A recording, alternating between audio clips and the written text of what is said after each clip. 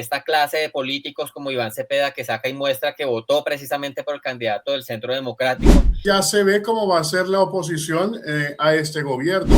Pasó lo que nadie pensaba que pudiera suceder, y es precisamente que se presenta un acuerdo de carácter político entre dos polos opuestos, aparentemente opuestos, como el Centro Democrático y el Pacto Histórico. ¿Cómo concebir esto? ¿Cómo explicarle al país entero una alianza entre el Centro Democrático, es decir, Álvaro Uribe, y el Pacto Histórico, es decir, Gustavo Petro? Las dinámicas clientelistas bastante fuertes que son las que le permiten a los diferentes gobiernos a lo largo de la historia tener algún tipo de movilidad con el poder legislativo.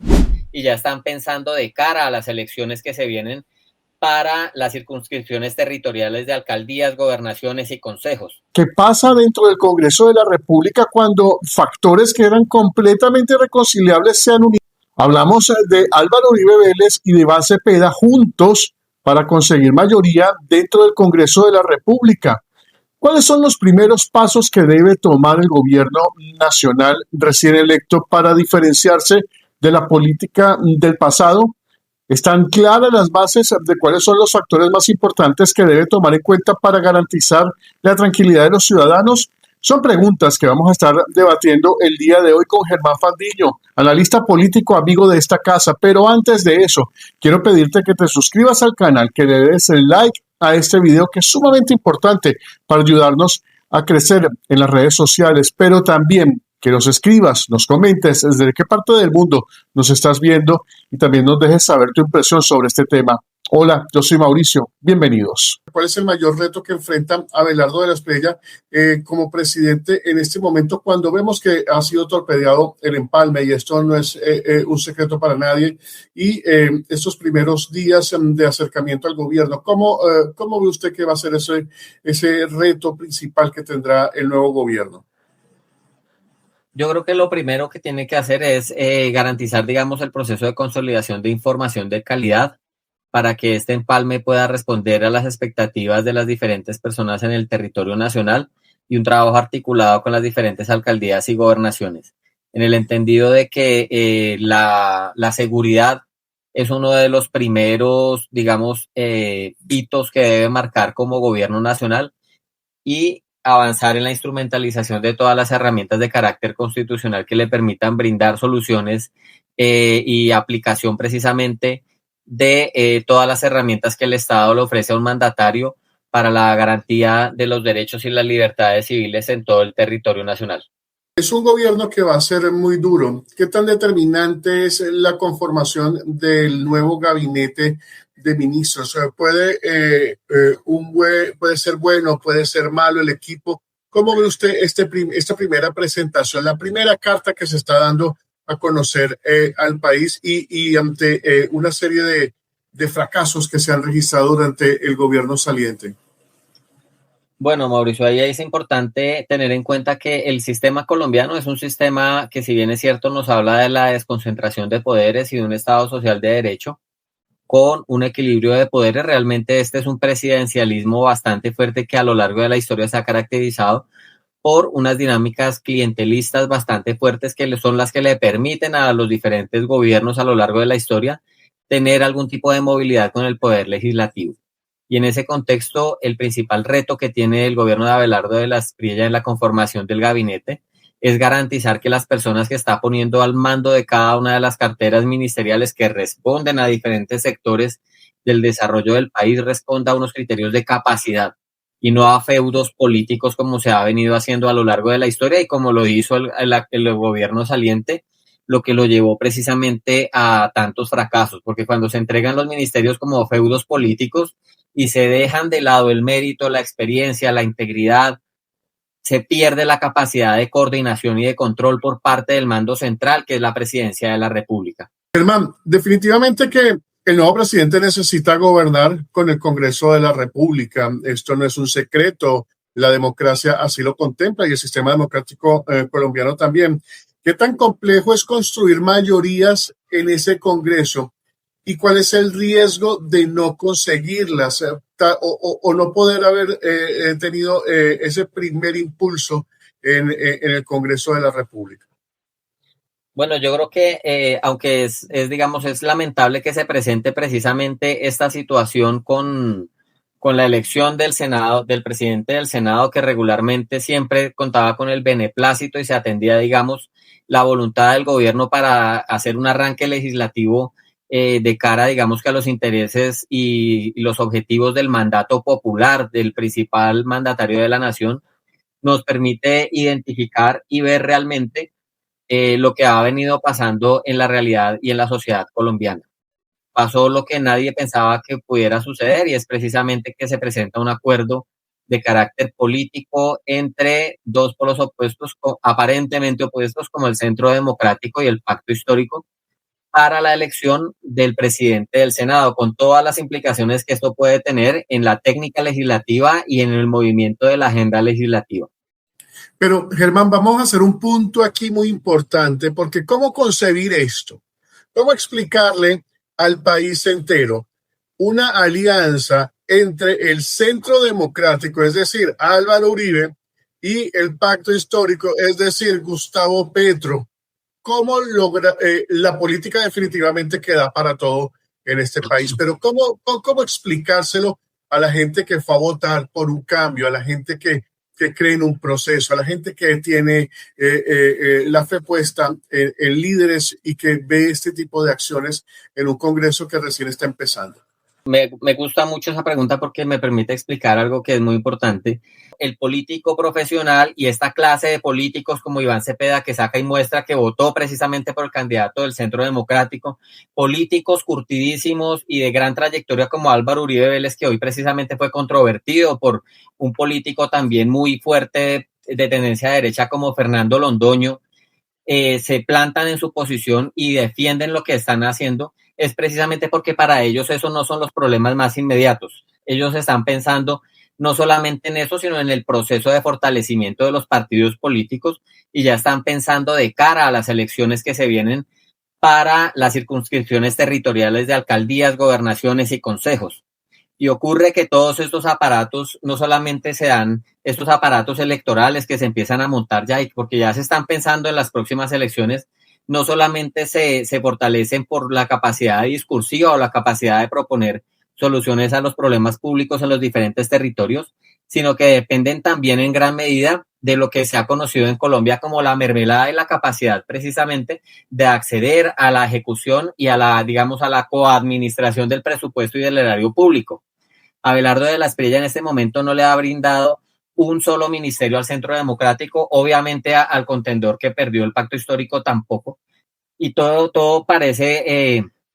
indicar que no van a tener ningún espacio en la participación y en todo lo que tiene que ver con la administración en la ejecución presupuestal. Esto le plantea un reto inmenso a los partidos políticos porque se quedan sin la capacidad de mover todas sus bases clientelares y a partir de allí ya han visto que esta política de Abelardo de la Espriella, en la que se busca fundamentar, digamos, toda la construcción del andamiaje burocrático y de los funcionarios públicos sobre capacidades y mérito, pues afecta a las estructuras históricas de carácter clientelar. Y es a partir de allí que logran entender y converger en un punto, y es entender que este tipo de políticas de Abelardo de la Espriella genera un riesgo significativo para la estructura política en todo el territorio nacional. Entonces yo creo que es muy importante que los ciudadanos entiendan que nosotros podemos estar pensando en la solución de nuestros problemas y pensar en el bienestar público, pero los intereses que ellos manejan es como un ajedrez en el que se sabe que están pensando 4, 5, 6, 7 jugadas por delante y no necesariamente están pensando en el bienestar general para la toma de este tipo de decisiones que parecen tan ambiguas y tan absurdas, pero que responden finalmente a objetivos de carácter individual y partidario. ¿Esto se puede considerar como una cachetada al electorado, como despreciar al electorado y simplemente que el odio que tenía Álvaro Uribe y Petro mutuamente solamente se ve afectado cuando sus intereses particulares están en riesgo y toman alianza cuando ven que se pueden quedar fuera de la tajada?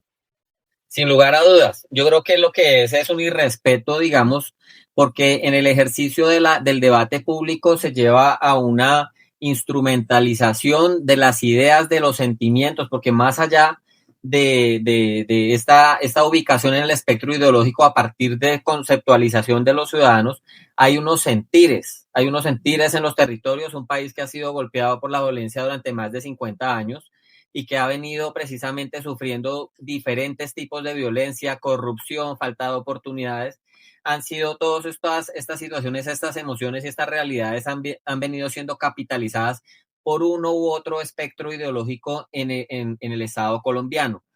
Pero a la hora de identificar precisamente la composición de un Congreso de la República para avanzar en este proceso de carácter, digamos, de cambio de gobierno y de transición de gobierno, ellos están pensando en otra cosa. Y creo que allí sí hay una falta de respeto al electorado y máxime si se tiene en cuenta que lo que estamos viendo es un tema que nosotros en su momento analizamos cuando me invitabas a participar y analizar el tema electoral y yo planteaba que realmente había una disputa y lo que no permitió que Abelardo de la Espriella ganara en la primera vuelta es que hay una disputa por quién va a representar la derecha, lo que en su momento fue una disputa de carácter electoral sobre si era Paloma Valencia o si era Abelardo de la Espriella, ahora en una dinámica de gobierno que ya está clara que está Abelardo de la Espriella en el ejercicio del poder y en la ordenación del gasto, pues obviamente le va a quitar muchísimo oxígeno al centro democrático y ellos desde ya están peleando por tener un oxígeno de carácter burocrático y de poder en todo el Estado colombiano. Partiendo de este punto, Germán, ¿cuáles serían esas decisiones que debe tomar el próximo gobierno para que la gente pueda decir, esto es diferente a lo que tenemos nosotros? Esto es diferente a lo que nos presentó el pacto histórico, el centro democrático que vimos ya que se están aliando para conseguir intereses particulares. ¿Cuáles serían esos retos para generar confianza por parte de los ciudadanos, de los empresarios, de los inversionistas en lo que va a ser el nuevo gobierno, el gobierno de Abelardo de la Espriella? Bueno, ahí yo creo que es importante abarcar decisiones en unos frentes de carácter estratégico sobre la base de una construcción de ética de la responsabilidad. Y creo que en ese sentido Abelardo de la Espriella hasta el momento ha permitido, digamos que, vislumbrar eh, un escenario de optimismo en el entendido de que ganó las elecciones y no se fue de paseo y nos vemos el 7 de agosto, sino que de una vez arrancó a trabajar y cumplió su promesa de quedarse en el territorio nacional avanzando en los empalmes territoriales. El vicepresidente electo ya está en Estados Unidos y ha sostenido reuniones de carácter estratégico y muy importantes para el país con organismos de carácter internacional que pueden fortalecer el financiamiento y el desarrollo del país, como el Banco Mundial, el Fondo Monetario Internacional, el Banco Interamericano de Desarrollo, el Departamento del Tesoro de los Estados Unidos. Y creo que a partir de allí se puede vislumbrar, digamos, una política que permite que se materialicen esta visión de las responsabilidades con Colombia. Y creo que a partir de allí uno puede ver que el avance es bastante significativo porque no van a llegar a trabajar el 7 de agosto, sino que desde ya están empezando a trabajar y a definir las inversiones y las prioridades nacionales. Creo que ese es digamos, un buen avance. Creo que la incursión o la inclusión, perdón, del Estado colombiano en lo que es el escudo de las Américas es bastante importante y creo que en este momento nosotros tenemos un escenario bastante favorable que se puede materializar y que puede brindar unos resultados eh, muy importantes en materia de seguridad y a partir de allí permear diferentes sectores de la nación. En materia internacional, ¿cómo que debería posicionarse Colombia frente a Estados Unidos, a China y a los gobiernos de América Latina, a los gobiernos, a los vecinos? ¿Cómo posicionarse y cómo proteger los intereses de la nación por encima de beneficiar a naciones vecinas o a gobiernos de turno en naciones vecinas? Gracias, Mauricio. Mira, esa es una pregunta muy importante y yo creo que para arrancar un buen posicionamiento internacional, lo primero que tiene que hacer el gobierno de Abelardo de la Espriella es lo que hemos podido ver hasta el momento y es cualificar y ordenar la casa. Yo creo que la Cancillería de Colombia, el Ministerio de Relaciones Exteriores, requiere y demanda una cualificación inmediata, porque en Colombia siempre ha existido es como un paradigma y es pensar que los funcionarios de la carrera diplomática son los que deben llevar adelante toda la política exterior, porque digamos que ese sería el deber ser, y se ha pensado que la politización de la labor diplomática es lo que nos ha llevado a diferentes escenarios de desarrollo, de atraso, en el que los nombramientos de embajadores, de cónsules, se da por carácter burocrático ajeno a cualidades y a formación. Creo que ese es un escenario que hay que entrar a revisar en lo particular y en lo personal. Obviamente no puedo dar detalles, pero he tenido la posibilidad de tener acercamientos a personas de la carrera diplomática y puedo decir que incluso personas de la carrera diplomática con muchos años de experiencia no necesariamente tienen todas las capacidades para sacar adelante un relacionamiento de carácter bilateral o de carácter regional satisfactorio para los intereses colombianos. Entonces creo que el posicionamiento primero se da nombrando personas idóneas en cada uno de los escenarios en los cuales Colombia tiene una representación diplomática para que vayan a trabajar y para que vayan precisamente a fortalecer todos los lazos de relacionamiento comercial, cultural, social, político que beneficien al país. Y creo que en ese contexto la tarea principal de Colombia, que es una política de Estado que ha estado pendiente durante décadas, es avanzar no solamente en la consolidación de relaciones marcadas, digamos, por un hegemón o lo que se llama en relaciones internacionales, por un eje unipolar, sino por un eje multipolar. ¿Qué quiere decir eso? En Asia hay múltiples países que tienen capacidades de desarrollo tecnológico en diferentes tipos de industria, en materia de educación, en materia cultural. Y yo creo que nosotros tenemos que tener un relacionamiento con el mundo en el que podamos recibir lo mejor del mundo y brindar lo mejor de nosotros para el mundo. Y esto no se puede hacer solamente casándonos con una relación que, si bien es cierto, nuestro principal aliado son los Estados Unidos, no se puede centrar solamente aquí, sino que tiene que buscar precisamente el mejor tipo de relaciones con las potencias en Asia, en África, en Europa, en Oceanía, y a partir de allí buscar precisamente que Colombia pueda insertarse en el mundo, en el primer mundo, o sea, en la agenda del primer mundo, avanzar en todo lo que tiene que ver con la industria de inteligencia artificial, en todas las nuevas economías y dejar de lado, digamos, todo este tema discursivo y mentiroso que ha venido manejando el gobierno saliente. Ayer pudimos ver en el discurso del 20 de julio que planteó que Colombia en este momento se encuentra construyendo y exportando vehículos eléctricos cuando es una falacia frente a la cual digamos que tenemos que tener resultados concretos y avanzar en esa dirección, pero no desde discursos vacíos, sino desde la consolidación de una diplomacia que permita no solamente desde el gobierno, sino articular al sector privado y abrirle puertas al sector privado, al sector académico y al sector cultural en todo el mundo. Germán, le voy a plantear algunos puntos para que usted me dé una definición. Seguridad, economía, empleo y lucha contra la corrupción. ¿Cuál de estos temas será el verdadero tormento para Abelardo de la Espriella a raíz de lo que está pasando en el país y cómo, por supuesto, esto lo puede palpar la ciudadanía en los primeros de cambio, en las primeras de cambio del gobierno? Bueno, yo creo que esa lista de, esa lista de seguridad, de economía, lucha contra la corrupción, yo creo que todas tienen que Y tener empleo.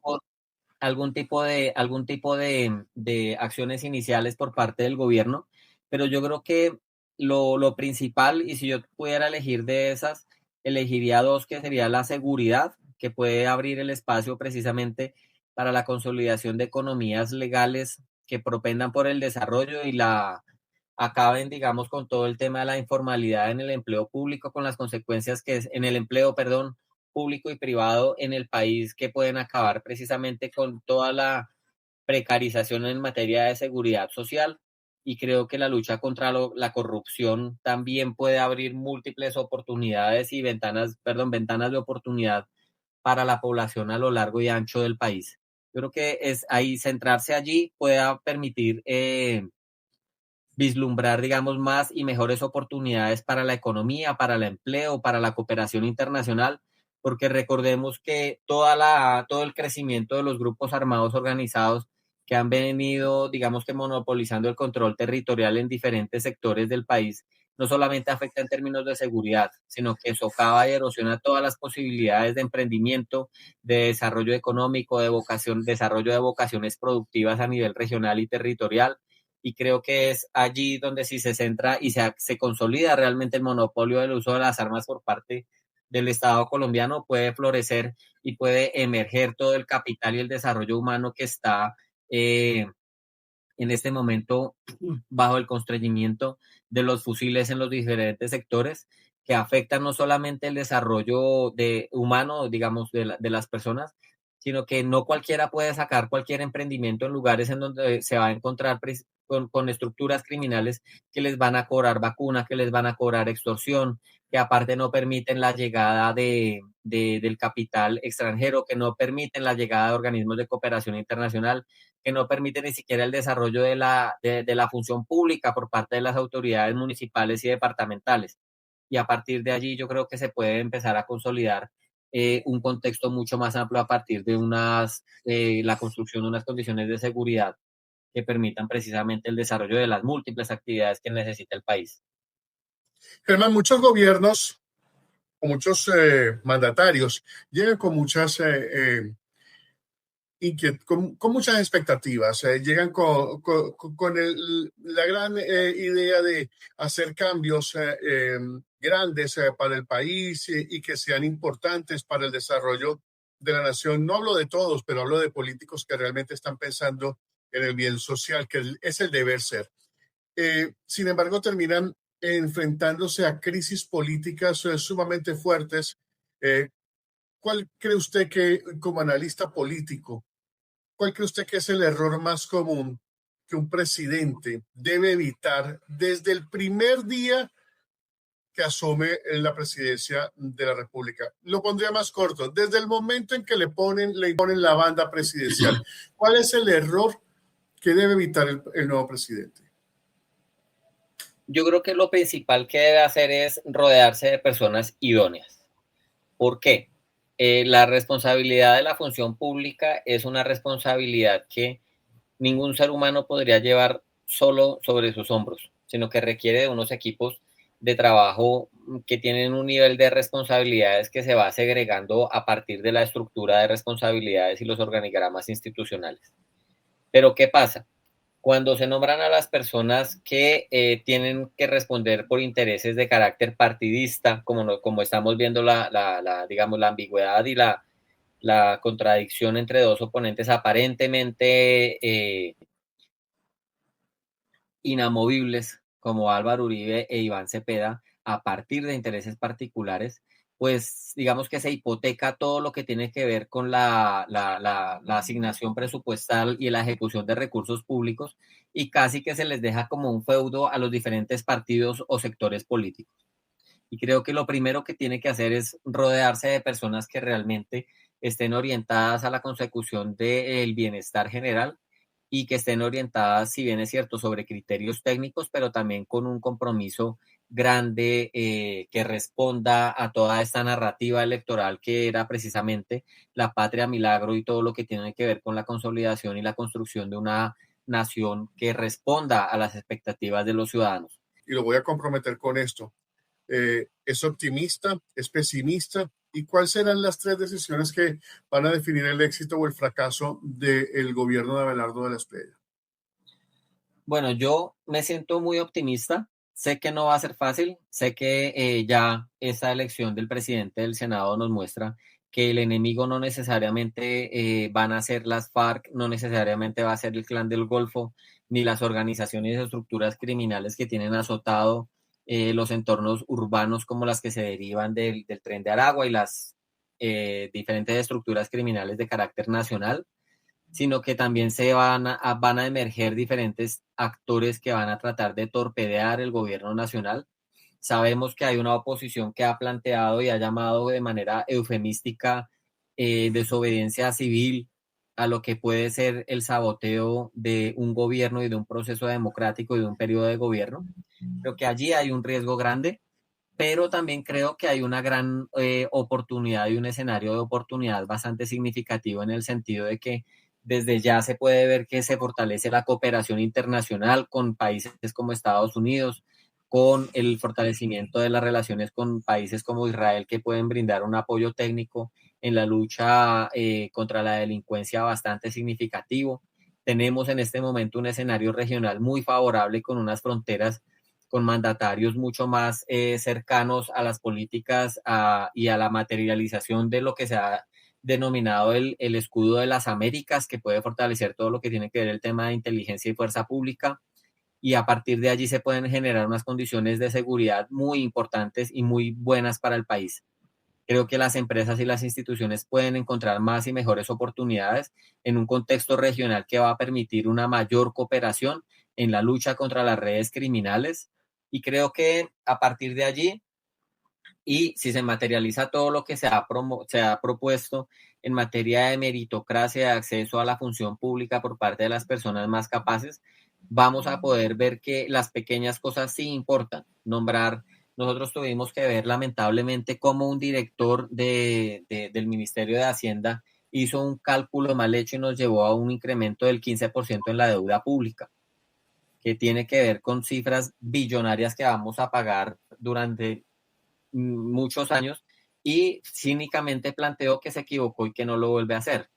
Entonces creo que la resignificación precisamente de la función pública en esos cargos que a veces se escapan de la agenda mediática, pero que tienen una importancia muy grande en el presente y en el futuro de nuestro país. Las próximas horas, los próximos meses y las acciones de gobierno que se tomen van a ser sumamente importantes para definir cuál va a ser la política de Estado que se va a implementar en un país que se encuentra dividido, pero que está viendo que sus políticos manejan esto tradicionalmente y a conveniencia propia. Ustedes, si llegaron hasta aquí, es importante que se suscriban al canal, que activen la campana de notificaciones para que sepan cuando subimos nuevo contenido en vivo también, pero que aparte de eso nos escriban y nos digan desde qué parte del mundo nos están viendo, y compartir este video es sumamente importante, nos ayuda a crecer en esta red social. Yo soy Mauricio, hasta una próxima oportunidad.